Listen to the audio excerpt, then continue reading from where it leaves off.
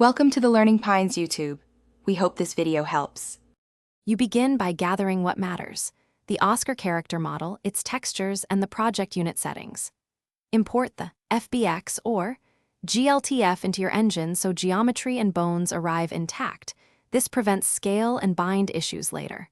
Once imported, apply the diffuse, normal, and AO maps to a temporary material so you can preview correct shading. Make sure to set the rig type to humanoid or generic, depending on animation needs.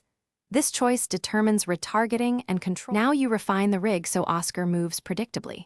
Convert or retarget the imported skeleton to your engine's avatar template. This aligns bone names and rotation axes. Add an IK chain for the legs to stabilize footsteps and a simple FK chain for arms to allow expressive posing. Set a single root control for translation, parent all major controls to it, so you can move the whole character easily.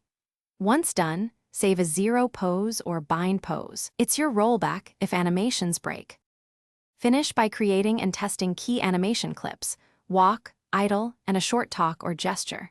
Bake or export animations with baked transforms and include root motion when you want in place or world space movement. Import those clips back into the engine and verify transitions and blend shapes. If things go wrong, first inspect scale mismatches, incorrect bone orientations, or broken skin weights. These explain most failures. Re-export after fixes and make small iterative tests so you don't reintroduce earlier problems.